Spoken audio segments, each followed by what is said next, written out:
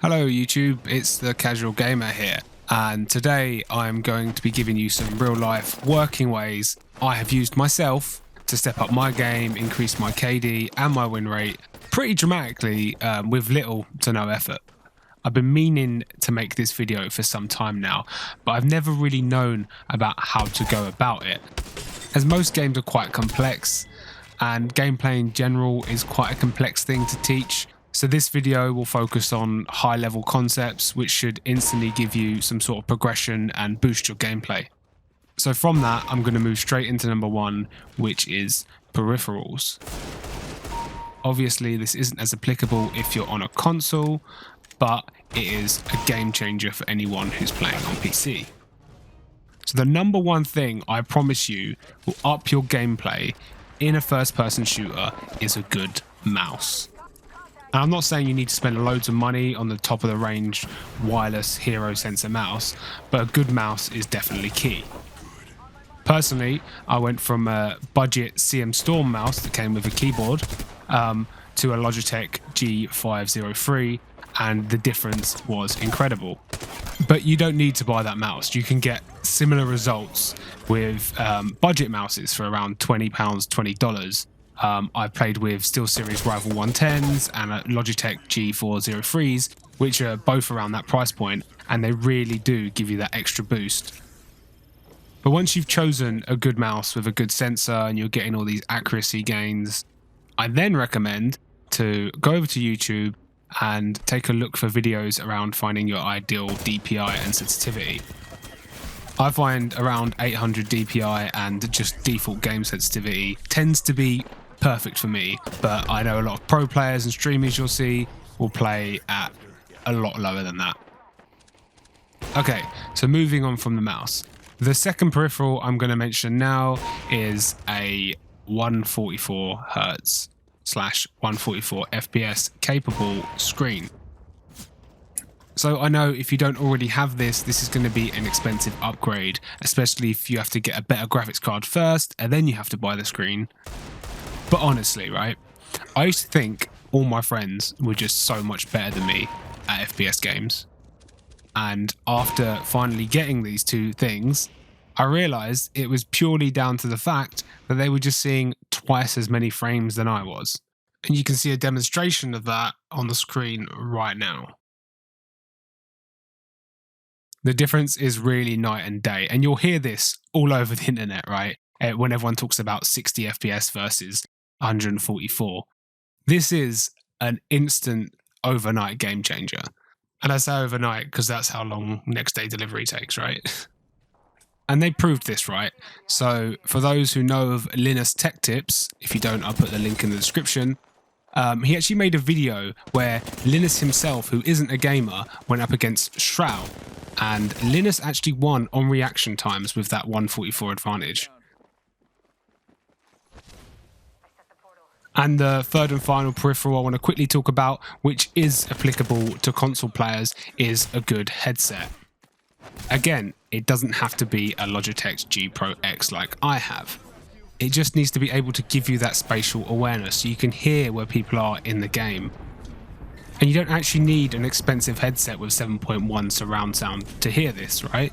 You can use lots of different software such as Razer Surround or Windows Sonic, and both of these will make virtual surround sound for you. Although you might feel that you actually don't even need to use this software, but it's good to know that it exists. Okay, so now let's talk about the big elephant in the room, which is aim. We could basically talk about aim all day if we was talking about pre-shooting, flick shots and strafe shooting, but that's not really the point of this video. We sort of want to see immediate results, and I think I can give it to you. So, for about 10 months now, I've been using this free game on Steam called Aimlabs. And essentially, Aimlabs allows you to practice your shooting in a controlled environment. You can choose to mimic the shooting mechanics of your game of choice, with Apex Legends, Call of Duty, Fortnite, and pretty much every FPS game you could think of included. After this, you can then choose from a selection of different exercises, all sort of made to train your muscle memory and just make you into being better at FPS games. It also allows you to specify by gun type and whether you want to even show the gun, you want to just focus on purely your aim without having the model there in the way. Some of the exercises included are spider shot, strafe shooting, there's even some 360 shooting challenges. But the best part of the game is it lets you know how well you're doing. It suggests more exercises based on your weakness, lets you know of any left or right weaknesses you might have, and even has like a global scoreboard so you can compare versus your friends. And you get all of this for free. So I'll put a link to this down in the comments. It is a Steam game. It's currently in beta, but it's a fantastic game. It's very stable. I recommend it highly. I love seeing my own progression. I always do 3 to 4 games of this when I'm warming up to play any sort of ranked FPS shooter game. And it really keeps me on point. And yeah, it definitely helps. You can really see the difference. So let's move on. And now we've moved on, I want to talk exactly that. I want to talk about movement and positioning while in games. First-person shooters aren't all about aim, and in fact, I'd say it's probably only 50% of the skills necessary to become really good in most FPS shooters. And a good example of that is that if you don't know how to build in Fortnite, you don't really stand a chance of winning. Unless, like, you're playing against loads of bots, which tends to happen quite a lot in Fortnite. Anyway, your movement and your spatial awareness and the use of general game mechanics is really important in pretty much every game. For example, even in a very low mobility game like CSGO, being able to bunny hop is a pretty big deal and will get you around a lot faster.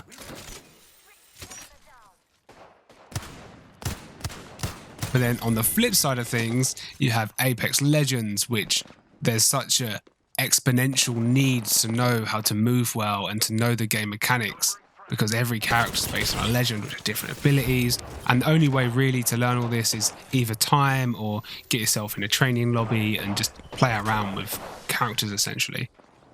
I said I wasn't going to go into specifics, and I don't plan to, but please just be mindful of your surroundings as much as possible. Never stand in the open, try find cover when reloading. You can climb buildings, you can jump walls. Sometimes the unexpected thing was what will get you that big W. We also need to make sure we're aware of our positioning. It is really true that in majority of cases, having the high ground on your enemy will be an advantage.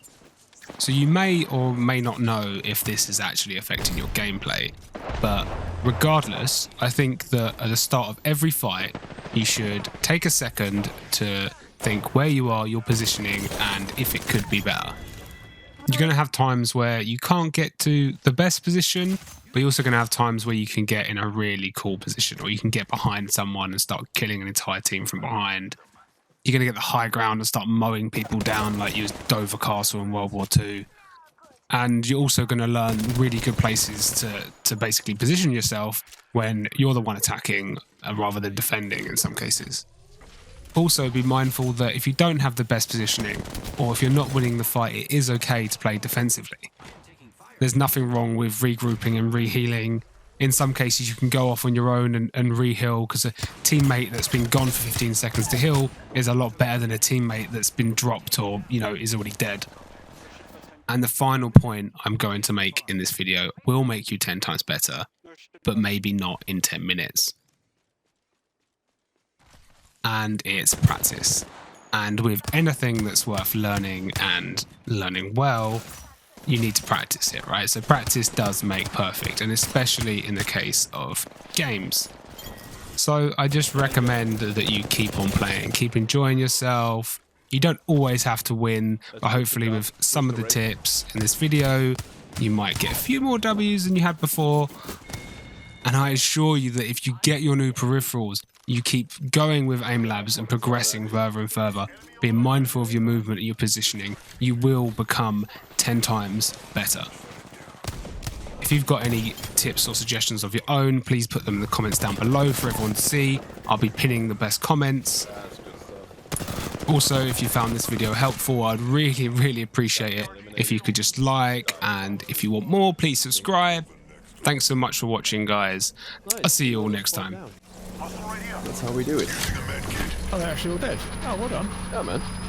That was they had a position on us, but Yeah, I'm that actually was a quite good play. impressed. That ult worked out pretty good.